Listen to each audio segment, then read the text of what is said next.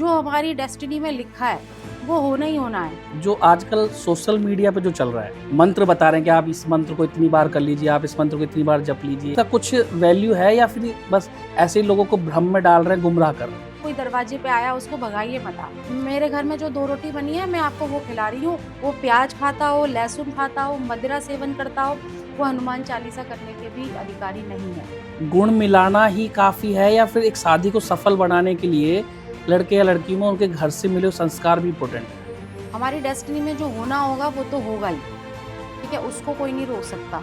हाँ, उसको भगवान का नाम रोक सकता है। तो आप मुझे ये बताइए कि सारा कुछ ज्योतिष से पूछ के करने के बावजूद क्या जो उसके जीवन में बुरा होने वाला है या कोई भी आपत्ति आने वाली है, बैड टाइम आने वाला है, क्या उससे बच पाएगा वो? जरूरी थोड़ी कि मंदिर जाकर के घंटी बजाओ, आरती करो, तभी जाकर के भगवान मानेंगे, बिल्कुल नहीं मानेंगे। कोई भी इंसान है, भगवान को मानता है, आस्था है उसके दिल में, लेकिन एक दिन भी मंदिर नहीं जाता है, तो ऐसे इंसान पे भगवान की कृपा रहेगी या नहीं रहेगी?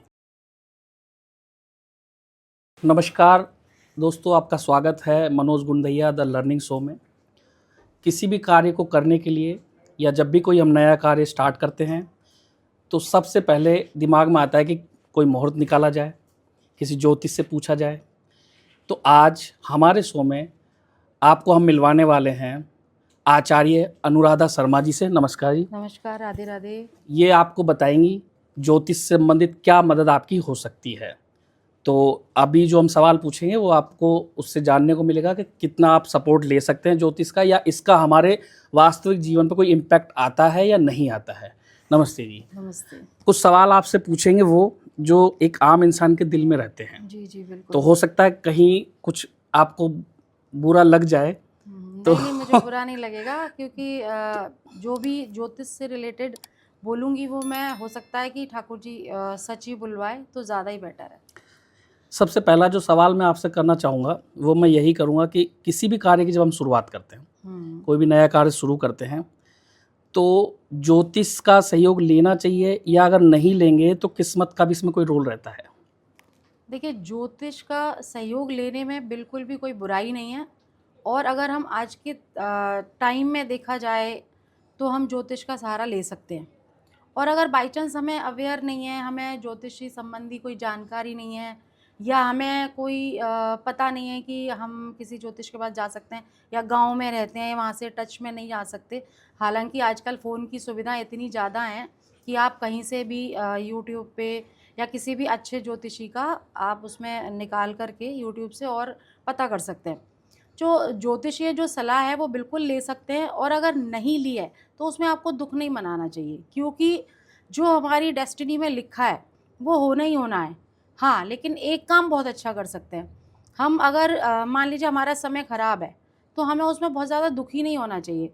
हमें भगवान को याद करना चाहिए, और हमें उनसे संबंधित कोई पूजा पाठ हो गया तो हम वो करते हैं, तो शायद हमारा जो प्रारब्ध है वो कटता है, और 100% कटता है। अगर हम भगवान को याद करते हैं तो हमारा प्रारब्ध जो है वो 100% कटता है। तो हमें क्यों ना, हम अगर हमें ज्योतिष सहारा नहीं ले पा रहे हैं, या पैसों की कोई शॉर्टेज है, तो आजकल ज्योतिषी पैसे वगैरह की भी डिमांड रखते हैं, तो ऐसे ज्योतिषी के पास अगर आप पहुंच जाएं कि आपको पैसों की डिमांड ना हो, आपको हेल्प के तौर पे वो अपना काम करके दें, तो ज़्यादा अच्छा है। और अगर आप नहीं पहुंच पाए तो आप ठाकुर जी को याद करके, छोटे मोटे उपाय करके, जैसे कि रोज़मर्रा की ज़िंदगी में आप चींटी को खाना खिला सकते हैं, चींटी को दाना डाल सकते हैं, आप गाय को भोजन जैसे कि हरा चारा हो गया वो डाल सकते हैं। तो उससे आपको बहुत जो है वो रोज़ की ज़िंदगी की जो परेशानियाँ हैं वो बहुत कटती हैं, और आपको भी मानसिक बहुत सहारा मिलता है उससे। मतलब कि ज्योतिष अगर हम सक्षम नहीं है ज्योतिष का सुझाव लेने के लिए, हाँ, तो ये बिल्कुल सब बिल्कुल। करके भी हम अपने जीवन में अपने हाँ, बिल्कुल सुधार ला बिल्कुल, सकते छोटे हैं। छोटे उपाय करके आप, किसी कोई दरवाजे पे आया उसको भगाइए मत आप। उसको बोलिए आइए, आप बैठिए, मेरे घर में जो 2 रोटी बनी है मैं आपको वो खिला रही हूँ। तो आपको अंदर से इतना सुकून मिलेगा कि आप खुद भी अपने आप को कहेंगे कि मेरा शायद हो सकता है समय अच्छा हो जाएगा। अगर आप ऐसी मेंटालिटी बना लेते हैं तो डेफ़िनेटली आपका समय बहुत अच्छा हो जाता है। अगर किसी भिखारी को, किसी नीडी को, किसी ज़रूरतमंद को दवाई दिला दीजिए, खाना खिला दीजिए, मतलब 100% आपका जो है वो प्रारब्ध कटेगा और अच्छा भी रहेगा। ठीक है, अगला सवाल जो है हमारा वो ये है कि जो आजकल सोशल मीडिया पे जो चल रहा है, जो ज्योतिष आ रहे हैं, एस्ट्रोलॉजर आ रहे हैं, वो धन प्राप्ति के लिए मंत्र बता रहे हैं कि आप इस मंत्र को इतनी बार कर लीजिए, आप इस मंत्र को इतनी बार जप लीजिए। जी जी बिल्कुल तो ये बिल्कुल। क्या है, इसका कुछ वैल्यू है या फिर बस ऐसे ही लोगों को भ्रम में डाल रहे हैं, गुमराह कर रहे हैं? देखिए, मंत्र एक ऐसी पावर है, मंत्रों में एक ऐसी पावर होती है कि आपने देखा होगा कि लोग यज्ञ अनुष्ठान सब करते हैं, उनमें मंत्र ही होते हैं। तो हमें मंत्र को ना अन्यथा ऐसे बताएं नहीं, क्योंकि मंत्र हमें तभी करने चाहिए तब हमने गुरु दीक्षा ले रखी हो। मंत्र को कभी हम चलते फिरते नहीं कर सकते। हाँ, ठाकुर जी का नाम आप चलते फिरते ले सकते हैं, कुछ भी कर सकते हैं, लेकिन मंत्रों में वो पावर होती है कि उनको आप चलते फिरते नहीं कर सकते। तो मेरी तो यही गुजारिश है सब लोगों से कि आप जब भी मंत्र के लिए बोलें, आप लोग अन्यथा ना लें। मैं हर एक एस्ट्रोलॉजर के लिए आपको थोप नहीं रही हूँ, बताएं, आपका अपना वो है। लेकिन अगर ना ही बताएं कि चल मंत्र बता रहे हैं और आपको जो है वो किसी को करना नहीं आ रहा, उसको समझ नहीं आ रहा, उसका उच्चारण गलत हुआ, तो फिर उसका इफेक्ट अच्छा नहीं जाता है। तो मेरी तो यही आपसे प्रार्थना मतलब गलत रहेगी तरीके से अगर हो गया तो कि उसका कुछ अगर नुकसान भी किसी हो का सकता है। गलत तरीके से हो गया तो डेफिनेटली उसका नुकसान है, फ़ायदा नहीं होगा और नुकसान हो जाएगा। तो जैसे कि मंत्र नहीं बताने हैं तो ज़्यादा ही अच्छा है, उसको कुछ दान पुण्य बता दीजिए, या कुछ जैसे चालीसा होती हैं, हनुमान चालीसा भी अगर कर रहे हैं ना, वो बहुत शुद्ध और सात्विक बंदा होना चाहिए, तब वो हनुमान चालीसा करने के योग्य है। अदरवाइज़ वो प्याज खाता हो, लहसुन खाता हो, मदिरा सेवन करता हो, वो हनुमान चालीसा करने के भी अधिकारी नहीं है। तो मैं तो यही गुजारिश करूँगी, लोगों से यही प्रार्थना करूँगी कि वो जो है मंत्रों को अगर किसी को बताएं तो उससे पहले ये पूछ लें कि आप इसको करने के अधिकारी हैं या नहीं है, तब आप उसको बताएं। रेमेडी दें, अच्छी अच्छी रेमेडी दें, मंत्र बताने की भी रेमेडी दें, बट उसको वो अधिकारी है या नहीं है, आप उसका लेवल चेक कर लें। मतलब सिर्फ बोलने से आप करिए नहीं तो उसका गलत यूज भी बिल्कुल हो सकता है, बिल्कुल गलत नुकसान भी हो सकता है उसका। बिल्कुल बिल्कुल। ठीक है, अगला सवाल ये पूछना मैं चाह रहा हूँ, 22 मार्च 2020 को हाँ देश में हमारे लॉकडाउन लगा था कोरोना की वजह से। हाँ हाँ तो 21 मार्च 2020 के जो लोग ज्योतिषों ने जो मुहूर्त निकाले थे, हाँ हाँ मतलब शोरूम्स के, उद्योगों के, तो मुहूर्त निकाल दीजिए कि ठीक है अगर 22 मार्च को लॉकडाउन, तो मतलब 21 मार्च का निकाला था, तो अगले दिन ही शोरूम्स, उद्योग सब बंद हो गए। तो ज्योतिष क्या इस चीज़ का कैलकुलेशन नहीं लगा पाए मुहूर्त निकालने में कि ऐसा कुछ होने वाला है कि जिस दिन खुल रहा है उसके अगले दिन ही आपका शोरूम या नहीं, आपका ऐसा धंधा नहीं बंद है। हो जाएगा? देखिए, ज्योतिषियों ने कैलकुलेट बिल्कुल किया होगा, लेकिन उसमें पूरी दुनिया को लिया होगा कैलकुलेट करने के लिए। अब जो जातक आया अपना मुहूर्त निकलवाने के लिए, वो सिर्फ एक बंदा आया है अपने ऑफिस का या अपने बिजनेस का मुहूर्त निकलवाने के लिए कि मुझे क्या करना चाहिए। अब वो उसमें कैसे घटेगा भाई? वो इवेंट तो मुहूर्त निकाल के देना, पंडित का काम, ज्योतिषी का काम मुहूर्त निकाल के देना। उन्होंने मुहूर्त निकाल के दे दिया, अब सारे संसार की घटना उस वक्त में उन्होंने नहीं दी थी, तो इस वजह से ऐसा नहीं हुआ। तो वो एक सरकार का अपना पर्सनल मामला था कि भाई लोगों के हित के लिए उन्हें क्या करना है, इस वजह से उन्होंने लॉकडाउन लगा मतलब दिया। अच्छा, एक सवाल मैं अब अगला जो पूछने वाला हूँ आपसे, वो थोड़ा सा ज्योतिष फील्ड के लिए थोड़ा अटपटा लगे, लेकिन एक आम इंसान के लिए जानना बहुत जरूरी है। बिल्कुल बिल्कुल। देखिए, जब भी हम किसी ज्योतिष के पास जन्म पत्री दिखाने जाते हैं, जी। ज्योतिष जन्म पत्री देखता है, जी ये ग्रह आपका गड़बड़ है, ये यहाँ बैठा है, यहाँ बैठा है, तो अगर ये वाला पाठ आप करा लें, इस पाठ का जो भी खर्चा 21,000, 31,000, 51,000, जो भी जैसा है, बिल्कुल। तो आपके ग्रह नक्षत्र ठीक हो जाएंगे। तो तो मेरा सवाल आपसे ये है कि क्या ये पाठ करना के पीछे ज्योतिष की कोई आर्थिक लाभ की मंशा है, या फिर अगर कोई सक्षम नहीं है पाठ कराने में तो क्या उसके ग्रह ठीक नहीं होंगे? देखिए, दोनों चीज़ें हैं। हमारी डेस्टिनी में जो होना होगा वो तो होगा ही, ठीक है, उसको कोई नहीं रोक सकता। हाँ, उसको भगवान का नाम रोक सकता है। आप इतनी शिद्दत से शरणागति होकर के, सिर्फ एक ही अनन्य शरणागति होकर के आप ठाकुर जी की तरफ लगे हुए हैं, तो हो सकता है आपकी डेस्टिनी में कुछ चेंज आ जाए। बट अब आती है बात की भी आर्थिक लाभ की, कि ज्योतिषी कहीं आर्थिक लाभ तो नहीं लेना चाहते हैं। तो देखिए, आर्थिक लाभ की ऐसी बात आती है कि दूसरे ऑप्शन भी हैं ज्योतिषी हाँ, क्षेत्र वही में, जानना चाहते कि हैं। आप अपना कुछ दान पुण्य करके, पूजा पाठ करके आप अपनी चीज़ों को अच्छा कर सकते हैं। अब आती है बात आर्थिक लाभ की, भाई ज्योतिषी आर्थिक लाभ क्यों ले रहे हैं? तो उसका कारण ये है कि मान लीजिए कि कोई बंदा आपका वेंटिलेटर पे है और वो उम्र बहुत ज़्यादा नहीं है, और हो सकता है, हम सोच रहे हैं कि वो ठीक हो सकता है, डॉक्टर भी कह रहे हैं कि ठीक हो सकता है, अब मैंने अपना सब कुछ कर दिया, अब आप ठाकुर जी पर भरोसा कीजिए। तो वहाँ आप महामृत्युंजय जप हुआ, सुदर्शन चक्र का अनुष्ठान हुआ, तो ये आप जो है आप बिठा सकते हैं, अगर आपके पास पैसे की सुविधा है तो। और विश्वास रखना और पड़ेगा। आप ज्योतिषीय विश्वास रख सकते हैं कि आप ज्योतिष पर ये कि ये मेरा पूरी तरीके से काम करके देगा और आपको उस पर पूरा भरोसा है। तो आप, अगर आपके पास पैसा है, एक तो बंदा वैसे ही बीमार, सामने वाले का पैसा वैसे ही जा रहा है, अब ज्योतिषी का है कि भाई आप ये एक अनुष्ठान करवा लो, तो वो तो बेचारा टेंशन में तो आ ही जाएगा। अब वो कहेगा मैं एक पैसे की व्यवस्था कैसे करूं? तो आप, ज्योतिषी का ये कर्तव्य बनता है कि आप उसको बोलो कि जैसे तुलादान है, उसके वजन के बराबर में आप जो है कुछ हरा चारा गाय को डाल दीजिए, आप चींटी को भोजन करा दीजिए। नारियल होता है जटा वाला, नारियल जटा वाला लेके 7 टाइम एंटी क्लॉकवाइज उसके ऊपर से उतार के और उसको बहते हुए पानी में उसको बहाइए और पीछे मुड़ के मत देखिए।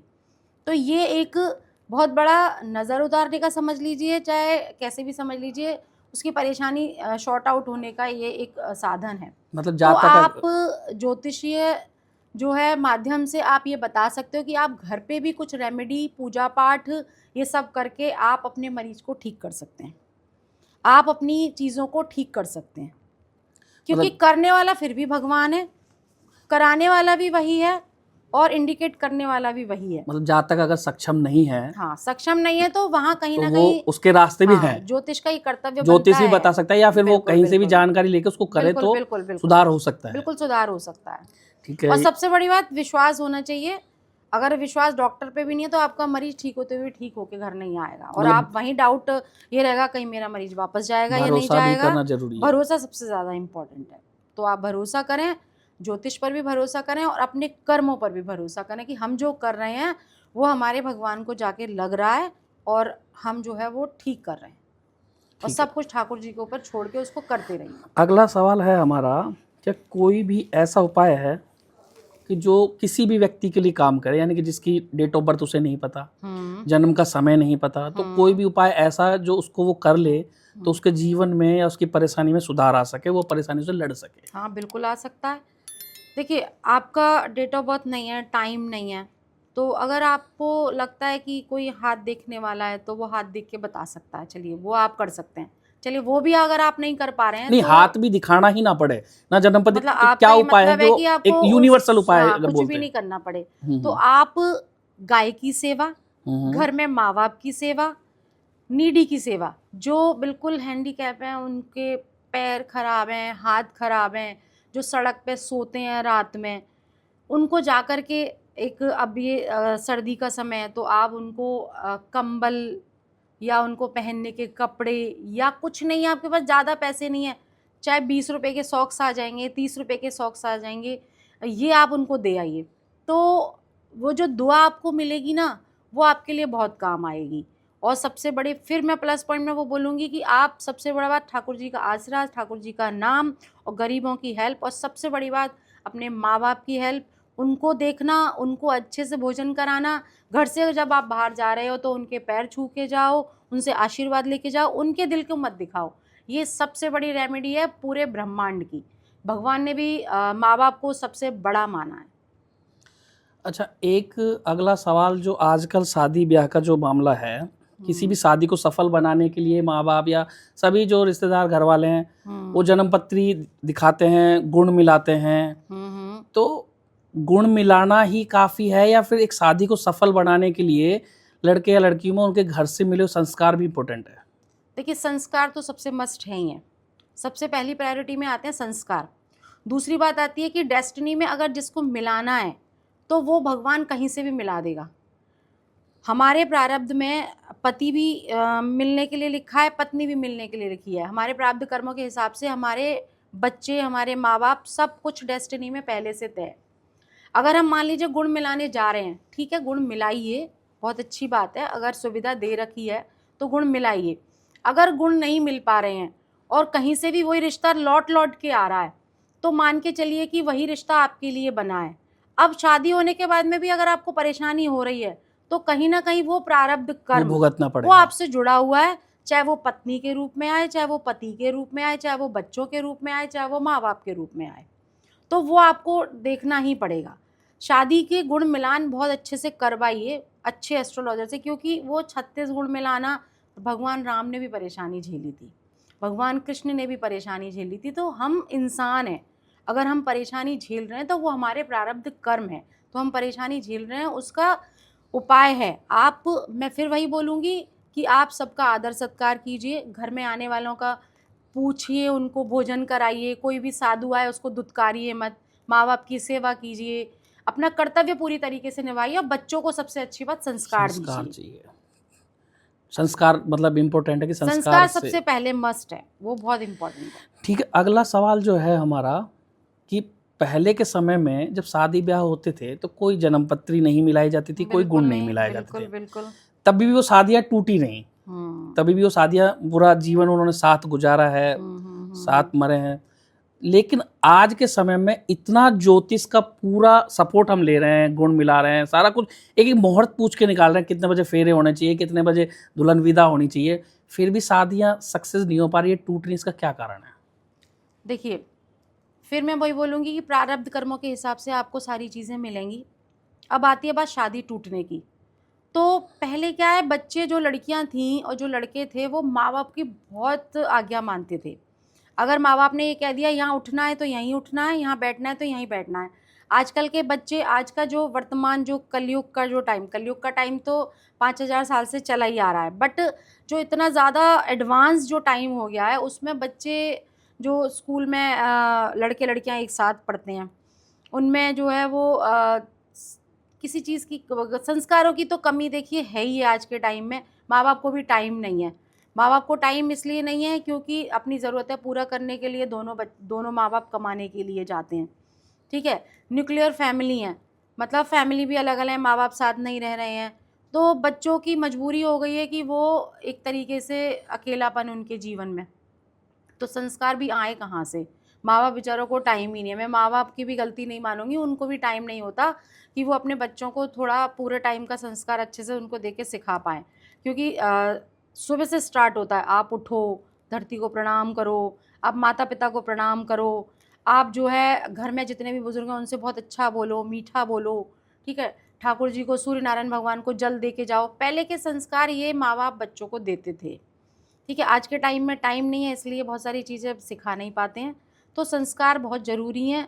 शादी टूटने की वजह यह है कि आजकल सब में ईगो इतना ज़्यादा है, चाहे वो लड़के हों चाहे लड़कियां हों, ईगो इतना ज़्यादा है कि वो अपने आगे किसी की सुनते नहीं हैं। तो मेरे हिसाब से अगर हम थोड़ा झुक भी लेंगे किसी के सामने, चाहे वो हस्बैंड के सामने वाइफ झुक ले, अगर लड़ाई हो रही है कहीं पर, अगर हस्बैंड बोल रहे हैं तो वाइफ को चुप रहना चाहिए, वाइफ बोल रही है तो हस्बैंड चुप रहना चाहिए। अगर आग में आप घी डालते चले जाओगे तो लड़ाई तो वहाँ ज़्यादा ही होगी। ज़्यादा तो आजकल हस्बैंड को ही चुप रहना पड़ रहा है। वो आपकी बात बिल्कुल ठीक है कि हस्बैंड को चुप रहना पड़ रहा है, लड़कियां थोड़ा तेज ज़्यादा हो रही हैं एडवांस ज़्यादा हो रही हैं, तो मेरे हिसाब से तो थोड़ा सा हमें झुक कर लें, और अगर किसी की दो बात सुन भी लें, हाँ गलत बात मत सुनिए, अगर सामने वाले ने गलत बोला तो आप, जब वो शांत हो जाए तो आप उसको बता दीजिए कि आपने ये गलत बोला है, तो वो हो सकता है ठंडे दिमाग से वो सोचे कि मैंने गलत बोला है, बट आप तेज दिमाग में उसी वक्त वो बंदे लड़ रहे हैं और फिर आप उसके ऊपर ज़्यादा बोलते चले जाओगे तो वो लड़ाई शांत नहीं होगी, और वही चीज़ें घर टूटने का कारण भी हैं। तो ये समस्या ना आए उसके लिए माँ बाप को आप क्या सुझाव देना चाहेंगी? देखिए, माँ बाप को मैं ये मतलब सुझाव देना चाहूँगी कि सबसे पहले, जैसे बहू है तो हालांकि आज का एडवांस इतना ज़माना है कि बेचारी सासें जो हैं वो चेंज हो गई हैं, चेंज बहू भी हो गई हैं। पहले का वो ज़माना नहीं है कि इतने लंबे घूंघट में रह रहे हैं, सास ससुर की पूरी तरीके से बात भी मान रहे हैं, लेकिन आजकल जो है वो टाइम ऐसा है, जॉब का टाइम है, लड़कियों के पास में जॉब करती हैं, नहीं उनकी बात मान पाती या उनकी परीक्षा में खरी नहीं उतर पाती हैं, तो वहीं थोड़ी जो सास वाली जो जनरेशन है वो थोड़ी परेशान हो जाती है कि बहू मेरी बात नहीं मान रही है। तो मैं तो ये चाहूँगी कि समय के परिवर्तन के हिसाब से उनको भी चेंज हो जाना चाहिए, और अपने बच्चों को इस तरीके से मानना चाहिए जैसे अपने छोटे बच्चों को पाला था उस टाइम पे, तो ये समझ लीजिए कि मेरा एक बच्चा और आया है और उसको भी अगर हम पाल ही रहे हैं तो कोई बुराई नहीं। तो हो सकता है जो बहू है वो चेंज हो जाएगी और आपके व्यवहार से वो आपको और अच्छा देने की कोशिश करेगी, ठीक है। तो वो कहीं ना कहीं जो है वो आप दोनों के लिए बेनिफिशियल है, हमारी जनरेशन के लिए, सास वाली जनरेशन के लिए भी और बहू वाली जनरेशन के लिए भी। ठीक है, बहुत अच्छा है। अगला सवाल मैं आपसे ये पूछना चाहूँगा कि कोई भी व्यक्ति अगर जब से उसका जन्म हुआ है और वो अपने कैरियर में, जवानी में, जब भी पूरी ज़िंदगी में अगर ज्योतिष का सहारा ही ना ले, जाए ही ना ज्योतिष के पास, बिल्कुल तो बिल्कुल। क्या वो अपनी ज़िंदगी में मिलने वाले लाभ या जो भी अचीवमेंट्स उसके रहेंगे उनसे वंचित हो जाएगा, या फिर देर सवेर उसको वो चीज़ें मिलेंगी? नहीं, बिल्कुल भी नहीं होगा। वो वंचित बिल्कुल भी नहीं रहेगा, क्योंकि भगवान ने जो लिख दिया है हमारे भाग्य में वो हमें मिलेगा ही मिलेगा। ठीक है, अगर आप ये सोचते हैं कि मैं ज्योतिष को दिखाकर ही अपनी चीज़ों का फ़ायदा ले सकता हूँ, चाहे मेरे पास डेट ऑफ बर्थ है या नहीं है, अनायास ही आप प्रयास कर रहे हो, नहीं मैम बताइए, पंडित जी कुछ बताइए, वो बेचारा हो सकता है कि डेट ऑफ बर्थ और टाइम देखकर ही वो बता पाएंगे, हो सकता है वो सही से नहीं बता पा रहे हो, तो आप उसमें मत घुसिए। मैं तो आपको यही राय दूंगी, आप जो है अपने कर्म पूरी तरीके से करिए, कर्म पे भगवान पे डिपेंड पूरी है। तरीके से भरोसा करिए। कर्म सबसे ज़्यादा इम्पोर्टेंट है। अगर आप कर्म करेंगे तो भाग्य अपने आप बदलता चला जाएगा, और भगवान पर अगर आप विश्वास रखेंगे तो जो आपकी डेस्टिनी में चीज़ें आपको मिलनी है वो मिलेंगी ही आपको, उसको कोई नहीं रोक अच्छा, सकता। वो उसको मिलेगा ही, बिल्कुल मतलब मिलेगा ऐसा नहीं है कि उसको। ज्योतिष का सहारा नहीं लिया तो नहीं वंचित रह नहीं, जाए। बिल्कुल ऐसा नहीं है कि ज्योतिष का सहारा नहीं लेगा तो वो अपनी चीज़ों से वंचित रह जाएगा, नहीं रह सकता। अब आप ये देखिए, मान लीजिए कोई बच्चा पैदा हुआ है, उसके माँ बाप नहीं रहे हैं, ठीक है, अब वो बहुत गरीबी में था, माँ बाप जो है इलाज नहीं करा पाए, बच्चा जिंदा है, माँ नहीं है, किसी ने गोद ले लिया, अब उसको वहाँ जाकर खूब उसको ऐशो आराम, पैसा, सब कुछ मिला, मिला ना उसकी डेस्टिनी में उसको। हो सकता है कि वो माँ के और वो बाप के यहाँ उसको नहीं नहीं मिल मिलता, पाता, वहाँ मिलता है। लेकिन वहाँ जाके मिला। गोद लिए हुए बच्चे वो पूरा सुख पाते हैं, जो बच्चे अपने माँ बाप के यहाँ सुख नहीं पाते। ऐसे मैंने बहुत सारे केसेस देखे हैं, जो कि बहुत सारे लोगों की जन्म पत्री आती हैं जो कि इस तरीके के केसेस हैं, और वो अपने बच्चों को गोद में दे देते हैं, या माँ नहीं रही है तो वो चाची के पास पल रहे हैं, किसी कज़न के पास पल रहे हैं, या किसी दूसरी जगह चले गए जिन्होंने गोद ले लिया, तो वो बहुत अच्छा जीवन बिता रहे हैं, तो उनकी डेस्टिनी में जो था वो मिला ना, तो वो मिलेगा उसको, बिना ज्योतिषीय सहारा लिए भी उसको मिलेगा मिलेगा, उसके मिलेगा। भाग्य का सब कुछ मिलेगा। ठीक है, अब जो अगला जो सवाल है वो भी बिल्कुल थोड़ा इसके विपरीत में खड़ा है, मैं लेकिन पूछूंगा जरूर आपसे कि अगर कोई भी व्यक्ति जन्म जब से लिया है, जब से उसने होश संभाला है अपने जीवन में, ठीक है। तब से वो ज्योतिष का सहारा ले रहा है, ज्योतिष से पूछ पूछ के सारे काम कर रहा है, पढ़ाई लिखाई, शादी ब्याह, कैरियर, सब ज्योतिष से पूछ पूछ के किया है। तो आप मुझे ये बताइए कि सारा कुछ ज्योतिष से पूछ के करने के बावजूद क्या जो उसके जीवन में बुरा होने वाला है, या कोई भी आपत्ति आने वाली है, बैड टाइम आने वाला है, क्या उससे बच पाएगा? वो नहीं बच पाएगा, बिल्कुल भी नहीं बच पाएगा। मैंने फिर वही पहले क्वेश्चन में ये चीज़ बताई कि जो भाग्य में लिखा है वो होगा ही होगा। ठीक है, अब आती है बात कि भाई बच क्यों नहीं पाएगा, क्योंकि उसने प्रारब्ध कर्म ऐसे किए हुए हैं कि वो बचेगा क्यों भाई? फिर तो नियम भगवान के लागू सबके लिए होते हैं, वो हर एक को बचा लेंगे भाई। जब ठाकुर जी खुद नहीं बच पाए, उनको भी सारी चीज़ें, उनका प्रारब्ध कर्म नहीं था, वो भगवान है, लेकिन दुनिया को संदेश देने के लिए उन्होंने ये संदेश दिया सबको, पूरी दुनिया को, कि जब मैं नहीं बचा तो आप कैसे बच सकते हो। भगवान श्री राम ने 14 वर्ष का वनवास झेला, उनको दशरथ जी को मालूम था कि मतलब ये घटना घटने वाली है, तो जब वो लोग नहीं बच पाए, जब भगवान नहीं बच पाए, तो हमारी क्या औकात है कि हम बच जाएं। इवेंट और तो आएंगे हम आएंगे, इवेंट आएंगे, 100% आएंगे इवेंट, लेकिन हाँ, आप फिर वही वाली बात आएगी कि आप ठाकुर जी का सहारा लीजिए, भगवान का नाम मतलब रटिए, सुख दुख में उनको एक समान मानिए अपने आप को, सुख में ज़्यादा उछलिए मत, दुख में ज़्यादा निराश मत होइए, तो आपकी चीज़ें बहुत चेंज हो सकती हैं। भगवान आपको समझ लीजिए कि पूरा सहारा देने के लिए आपका बैक सपोर्ट है, वो खड़े हुए हैं वहाँ पर कि भाई तू सुख में उछल नहीं रहा, अभिमान कर नहीं रहा, और दुख में तू दुखी नहीं रहा, सिर्फ मुझे ही पकड़े हुए है, तो फिर आपकी डेस्टिनी भी चेंज हो सकती है, क्योंकि सिर्फ और सिर्फ भगवान के हाथ में आपकी डेस्टिनी को चेंज करने के लिए। अगर आप एकदम उनके ऊपर पूरी तरीके से डिवोटी हो, अदरवाइज आप रिश्तेदारों के पास बिल्कुल मत जाइए, किसी बहन के पास मत जाइए। हाँ, भगवान ने ये भी बोला है कि भाई आपका ये सहारा बनेगा, बनेगा सहारा, वो वो कोई बंदा, भी हो सकता वो है। कोई भी हो सकता है, लेकिन वो सहारा अपने आप भगवान वो रास्ता बना देते हैं सहारा बनने के लिए। आपका वो सहारा है, आपका भाई सहारा, आपकी बहन सहारा है, आपका पत्नी सहारा है, आपके बच्चे सहारा हैं, तो इस तरीके से वो डेस्टिनी अपने आप क्रिएट उसको हो लेके जाएगी। जाएगी, लेके जाएगी। बिल्कुल। ठीक है, अगला सवाल मैं जो पूछना चाहता हूँ आपसे कि ज्योतिष सबके ग्रह नक्षत्र बताते हैं और उनका सुधार करते हैं, तो क्या ज्योतिष के जीवन में भी विपत्ति आती है या फिर उनका वो बचाव कर पाते हैं या फिर उन्हें भी झेलना पड़ता है? देखिए, ज्योतिषी कोई भगवान तो है नहीं है, ठीक है, तो वो अपना कैसे बदल सकते हैं? हाँ, उन्हें ये मालूम है कि मेरा इवेंट ये घटने वाला है, क्योंकि उन्होंने देख लिया, ठीक है, कि मेरा ये इवेंट घटेगा। जब दूसरों को बता रहा है तो डेफिनेटली वो अपना भी देखता ही होगा। तो ऐसा नहीं है कि वो अपने आप को बचा सकता है। हाँ, उसके पास में मंत्र आते हैं, उनको तरीके भी आते हैं करने के, उन्हें कैसे पूजा पाठ करनी है ये भी पता है, लेकिन इवेंट पूरी तरीके से घटेगा। उनके साथ वही घटना होंगी जो आम लोगों के साथ में होती हैं, क्योंकि ज्योतिषी भी आम ही लोग हैं, कोई भगवान नहीं है जो अपनी डेस्टिनी को चेंज कर सकते मतलब हैं। वो इवेंट तो वो होंगे ही इवेंट तो होंगे। घटेगा ही घटेगा। हाँ, इतना ज़रूर है कि आपका पैर टूटने वाला है, हो सकता है 2 हड्डियां टूटने वाली थी, पूरा आधा ही पैर रहने वाला था, तो उसमें आपको 75% इंजरी हो, 25% आप बचाव थोड़ा हो ये जाएगा। हो सकता है। अदरवाइज आप अपनी डेस्टिनी को चेंज नहीं कर सकते, बिल्कुल भी नहीं कर सकते। बिल्कुल सही आपने जवाब दिया कि मतलब इवेंट जो है वो हाँ, तो होगा इवेंट ही बिल्कुल होगा। घटेगा, बिल्कुल घटेगा, 100% ठीक है, घटेगा। अगला सवाल मेरा ये है कि जो लोग विदेश में हैं, इंडियंस हैं या फिर विदेशी हैं या इंडिया से जाके वहाँ रह रहे हैं, तो वहाँ बैठे बैठे क्या वो लोग इंडिया से ज्योतिष जो भी लाभ मिल सकता है वो ले सकते हैं या क्यों नहीं नहीं ले ले सकते? सकते? आजकल तो इतनी इंटरनेट सुविधा, फ़ोन की सुविधा, आजकल फ़ोन पे ही सब कुछ मिल जाता है, फ़ोन नंबर भी वहाँ मिल जाते हैं। तो बिल्कुल आप फ़ोन से पता करके, आप अच्छे किसी ज्योतिषी को ढूँढ करके और आप उनसे अपना कंसल्टेशन लीजिए और उसका लाभ उठाइए। बिल्कुल ले सकते हैं, विदेशी सुविधा क्यों नहीं ले सकते? मेरे पास में भी बहुत सारे विदेशी हैं, बहुत से लोग जुड़े हुए हैं, और लोगों के पास में भी हैं जो विदेश से जुड़े हुए हैं। बहुत से लोग तो जाते भी हैं फ़ॉरेन कंट्री कंसल्टेशन देने के लिए, ऐसा भी है। तो ले बिल्कुल ले सकते हैं, सकते हैं, विदेश ऑनलाइन भी से ले सकते हैं। बिल्कुल ले सकते हैं। ठीक है, अगला सवाल बिल्कुल प्रैक्टिकल सा है। हम्म, कोई भी इंसान है, हम्म, भगवान को मानता है, आस्था है उसके दिल में, बिल्कुल। लेकिन एक दिन भी मंदिर नहीं जाता है, ना वो कोई भी धूप बत्तियाँ कुछ करता है, लेकिन कुछ भगवान में आस्था पूरी रखता है, भगवान के भरोसे है, दिल में भगवान है, भगवान को याद भी करता है। ठीक है। तो ऐसे इंसान पे भगवान की कृपा रहेगी या नहीं रहेगी? क्यों नहीं रहेगी भाई?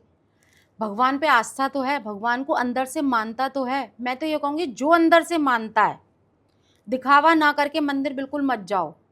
दिखावा ना करके आप भगवान को मन में याद करो। मैं कहती हूँ 5 मिनट खड़े खड़े आपने भगवान का नाम ले लिया, वो किसी को नहीं दिखा रहा, शो नहीं कर रहा। किसी को आदत नहीं होती है शो करने की। जरूरी थोड़ी है कि मंदिर जा कर के घंटी बजाओ, आरती करो, तभी जा कर के भगवान मानेंगे, बिल्कुल नहीं मानेंगे। आप अपनी जगह पर यहाँ पर भी बैठे हैं, आप हो सकता है मन ही मन भगवान को याद कर रहे हैं, क्या मेरे को दिख रहा है कि आप भगवान को याद कर रहे हैं? तो क्या भगवान सपोर्ट वहाँ नहीं करेंगे? बिल्कुल करेंगे भगवान सपोर्ट, और कर रहे हैं भगवान सपोर्ट। अगर हम सच में इंसान हैं तो हम सबसे पहले अपनी आत्मा की आवाज़ सुनेंगे और भगवान को मानेंगे, तभी हम घर से बाहर कदम उठाएंगे। तो बिल्कुल भगवान सहारा देगा। आप मंदिर मत जाओ, आप आरती पूजा मत करो। हाँ, एक दिनचर्या होती है, उसको बहुत अच्छे से करिए। आप सुबह जल्दी उठिए। हो सकता है वो सूर्य नारायण भगवान को नहीं दे रहे हो तो जल दे दीजिए, क्या बुराई है? वो हमें सूर्य नारायण भगवान हमको रोशनी दे रहे हैं, हमको एनर्जी दे रहे हैं, तो क्या हम उनके लिए इतना नहीं कर सकते? बिल्कुल कर सकते हैं। उनको, उनके लिए पूजा करिए तो बहुत अच्छा है। और ऐसा नहीं है कि अगर हम मंदिर ना जा कर के और भगवान को अंदर से मान करके सब कुछ कर रहे हैं तो भगवान सहारा नहीं देगा, बिल्कुल देगा। बिल्कुल मंदिर मत जाइए। मैं तो, मंदिर में कुछ नहीं होता। आप अपने घर में विग्रह रखिए, ठाकुर जी की सेवा करिए, वो सबसे बड़ी सेवा है। अपने माँ बाप की सेवा करिए, अपने बच्चों की सेवा करिए, बड़े बूढ़ों की सेवा करिए, और भी जो माँ बाप के भी माँ बाप हैं, दादा हैं, दादी हैं, उनकी सेवा करिए, वो भगवान की ही सेवा है। गरीब आ रहे हैं, उनकी सेवा करिए, वो भगवान की सेवा है। तो वो लोग वहाँ पर वो भी तो करते हैं, वो एक सॉफ्ट हार्टेड होते हैं कि वो गरीबों की सेवा करें, वो भगवान की सेवा है। मतलब भगवान ने भी बोला है कर्म फल भी, मतलब कर्म कि अच्छे नर करना में भी ही जरूरी है। नारायण है, बोला है ना भगवान ने। तो आप क्यों ना, नर को आप सेवा करिए, उनकी नीडी लोगों की सेवा करिए, तो वो भगवान है, मान के चलिए। ठीक है, एक अगला सवाल जो इसका विपक्ष में है, एक ऐसा इंसान जो रोज मंदिर जाता है, सुबह 1-1 घंटा पूजा करता है, ठीक है, और भगवान को खूब याद कर रहा है, खूब सब कुछ कर रहा है, मंदिर में भी जा रहा है, लेकिन कहीं ना कहीं लोगों के साथ व्यवहार अच्छा नहीं है, पड़ोसी के साथ व्यवहार अच्छा नहीं है, किसी को साथ व्यवहार अच्छा नहीं है, गाली निकालना है, कुछ भी नेचर अच्छा नहीं है, ना ही हेल्पफुल है, ना ही, बल्कि लोगों का नुकसान भी कर देते हैं। तो क्या फिर क्या भी कहना सुख चाहेंगे पा रहे उनके हैं, बारे में? वो फिर भी सुख पा रहे हैं। हाँ, आपका कहने का मतलब ये हाँ। है, देखिए जब तक उसके प्रारब्ध कर्म इस तरीके से हैं कि वो अच्छा भुगत रहा है तो वो भुगत लेगा। लेकिन वो अब मीठी वाणी बोलना बहुत अच्छी बात है, बोलना ही चाहिए। हाँ, ऐसा नहीं है कि आप मीठा बोल रहे हो और अंदर से काट रहे हो, ऐसा नहीं होना चाहिए। लेकिन बुरा नहीं बोलना चाहिए, किसी को गाली नहीं देना चाहिए, ये बुरी बात है, ये अच्छा नहीं है। ये कहीं न कहीं आपको बाद में परेशान करेगी। कहीं न कहीं आपको लोगों की बद्दुआएँ देगी, तो वो जो बद्दुआएँ होती हैं ना, वो आपके लिए बहुत ख़राब होती हैं। वो आप न लें तो ही अच्छा है। अच्छा भले किस बोलिए, हाँ, किसी का भले अच्छा ही ना करे, आप बुरा ना करे भले लेकिन। ही आप भगवान के लिए पूरे टाइम खड़े रहिए मंदिर में, ठीक है? खूब भगवान को मना रहे हैं, लेकिन किसी के लिए खराब मत बोलिए, किसी को बुरा मत बोलिए, किसी को गाली मत दीजिए। हो सके तो अ, हमेशा झुक कर के, प्रणाम करके अगर आप वहाँ निकलते हैं, तो वो आशीर्वाद सामने वाले का ज़रूर से मिलता है। तो आप ऐसा करिए, आप गाली वगैरह ये सारी चीज़ें देना बिल्कुल अच्छी बात नहीं है, ना दें तो ही अच्छा है। एक थोड़ा-सा एक टिपिकल सवाल और है बताइए। कि जैसा भी आजकल थोड़ा-सा एक बदलाव आया है कि घर की जो बहुएँ हैं, सास-ससुर के साथ उनका व्यवहार ठीक नहीं है ठीक या नहीं है। सास-ससुर को वो दुखी कर रहे हैं, किसी भी कारण से दुखी। मैं ये नहीं कह रहा कि हो सकता है 1% सास-ससुर की भी गलती हो, लेकिन फिर भी वो दुखी है, उनकी देख-रेख आप कर नहीं रहे हो और वैसे आप सारे व्रत कर रहे हो, भगवान के पास जा रहे हो, जितने भी व्रत है वो सारे कर रहे हो, तो थोड़ा-सा प्रकाश इस पे वो डालिए कि क्या मतलब कहना नहीं, चाहेंगे इस कोई बारे में? फ़ायदा नहीं है। अगर आप घर में माँ-बाप की सेवा नहीं कर रहे हो, उनको भला-बुरा बोल रहे हो, उनको टाइम पे खाना नहीं दे रहे हो, उनको टाइम से उनकी दवाई वगैरह नहीं करा रहे हो, तो आपका व्रत, पूजा-पाठ सब कुछ बेकार है। मतलब कोई माँ-बाप की फ़ायदा नहीं सेवा है, ही सबसे बिल्कुल। पहले ज़रूरी है। बाहर आप अच्छा बोल रहे हो, घर में माँ-बाप से आप बिल्कुल अच्छा नहीं बोल रहे हो, रूडली बोल रहे हो। आप ऑफ़िस से आए हो, आपका नेचर घर आते ही माँ-बाप को देख के ही ठनक गया, सास-ससुर को देख के ही ठनक गया, लड़कों का भी माँ-बाप को देख के ही ठनक गया, तो ऐसा नहीं होना चाहिए। सबसे पहले आप ऑफ़िस से आए हो, अपना माइंड कूल रखिए। आप काम से आए हो, अपना दिमाग शांत रखिए और आप जाकर के अपनी 2 बात जो आपको परेशान कर रही है, जो आपको ऑफ़िस में हिट करी है, वो आप अपने माँ-बाप से शेयर करिए। हो सकता है वो आपके लिए दुआ माँगे, ठाकुर जी से प्रार्थना करें कि मेरे बच्चे के साथ में अच्छा हो। तो 100% माँ-बाप की जो प्रार्थना है वो अपने बच्चों को लगती है। तो मैं तो यही बोलूँगी कि आप कभी भी अपने माँ-बाप से कभी बुरा मत बोलिए। उनकी सेवा करोगे तो भगवान की सेवा हो गई और उसी में सब कुछ है। कुछ मत करिए, कोई पूजा-पाठ मत करिए। आप भगवान सिर्फ़ और सिर्फ़ माँ-बाप की सेवा कर लीजिए। बीमारी में उनको पूछ लीजिए। आप चाहे सुबह 9 बजे के गए हुए रात को 9 बजे आए हो, अपने परिवार में अपने बच्चों से बोलने का टाइम है, बीवी से 2 मिनट भी आप बोल लेंगे। माँ-बाप बेचारे एक रूम में बैठे हुए हैं, आपका वेट कर रहे हैं मेरा बच्चा आ रहा होगा। भई आप 2 मिनट जाके बस ऐसे पैर भले उनसे 2 उनका ही बात कर छू लो, लीजिए, भले उनके ही 2 पैर। बात कर लो उनसे। हाँ, उनके पैर पे हाथ रख दीजिए। तो वो आपको इतने खुश हो जाएँगे और जो आशीर्वाद देंगे ना, वही आपके काम आएगा। और ठीक। वो आशीर्वाद भगवान ऊपर से देख रहे होते हैं और वो आशीर्वाद भगवान भी दे रहे होते हैं। मतलब माँ-बाप की अगर सेवा करते हैं तो भगवान भी खुश बिल्कुल, रहेंगे, सब बिल्कुल, खुश रहेगा, बिल्कुल, सब बिल्कुल। कुछ अच्छा सब कुछ खुश होगा। रहेंगे, सब लोग खुश रहेंगे। ठीक है, मेरा एक लास्ट सवाल है और सवाल ये है कि हमारे यहाँ इंडिया में हम लोग भगवान को बहुत मानते हैं, हुँ, भगवान की पूजा करते हैं, सारी चीज़ें करते हैं उस हिसाब से, हुँ, फिर भी कहीं न कहीं किसी न किसी परेशानी में उलझे रहते हैं। हुँ, वहीं उसके विपरीत अगर हम देखें विदेश में जो रहने वाले लोग हैं, ये मतलब जो भी विदेशी हैं हुँ, हुँ, या अमेरिका की बात कर लें, यूरोप की बात, वो लोग कहीं न कहीं हमसे टेक्नोलॉजी में भी आगे हैं, हुँ, कहीं न कहीं हमसे ज़्यादा सक्सेस हैं हुँ। और भगवान को भी शायद वो मानते नहीं हैं, तो ये क्या कारण है? उनको इसलिए ऐसा नहीं है कि वो भगवान को नहीं या मानते, कोई ना कोई पावर उनके साथ है? आत्मिक रूप से वो भगवान को मानते हैं, ठीक है? मतलब किसी भी रूप में माने? किसी भी रूप में माने, चाहे वो क्रिश्चियन हैं या चर्च में जाकर, मैं इन सबको थोड़ा कम मानती हूँ तो मुझे नहीं है जानकारी। तो चर्च में जाकर चाहे कैसे भी सही वो जाते तो हैं, ऐसा नहीं है मैंने किसी को नहीं देखा वो चर्च में नहीं जा रहा। चर्च में भी भगवान वही है, गुरुद्वारे में भी वही भगवान है, जो हमारे मोमडन्स होते हैं उनके भी वही भगवान है। भगवान सब एक हैं, मानने का तरीका अलग है। वो ऐसा नहीं है मानते नहीं हैं, बिल्कुल मानते हैं, आत्मिक रूप से मानते हैं, जताते नहीं हैं। अब आती है बात कि भई अंग्रेज लोग नहीं मानते या फ़ॉरेन कंट्री में नहीं मानते। फ़ॉरेन कंट्री में बिल्कुल मानते हैं, आप हमारे मथुरा वृंदावन में देख लीजिए, इतने सारे अंग्रेज जो हैं वो हमारे मथुरा वृंदावन में ठाकुर जी की शरण लिए हुए पड़े हैं और वो सिर्फ़ और सिर्फ़ भगवान श्री कृष्ण, राधा जी को के सिवा किसी को पूजते ही नहीं हैं वो। कि कहीं जाते ही नहीं है वो। हम लोग उनको ऐसे देखते हैं भगवान के रंग में, इस तरीके से भजन में मग्न होते हैं कि शायद इंडियन क्या होते होंगे।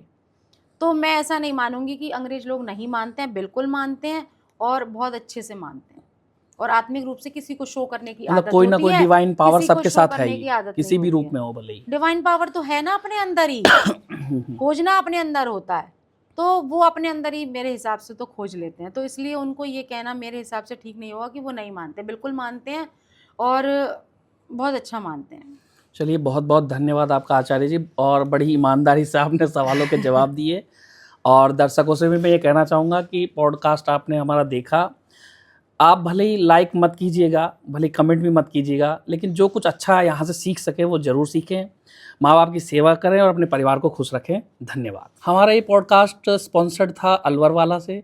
alvarwala.com जाके आप बहुत सारी स्वीट्स और स्नैक्स, बहुत सारे प्रोडक्ट खरीद सकते हैं। हमारे सारे प्रोडक्ट, जो इनके प्रोडक्ट हैं अलवरवाला के, वो सभी प्रिजर्वेटिव फ्री हैं और पूरे ऑल ओवर इंडिया में डिलीवरी है, और यूएस और कनाडा में भी डिलीवरी है। धन्यवाद, नमस्कार।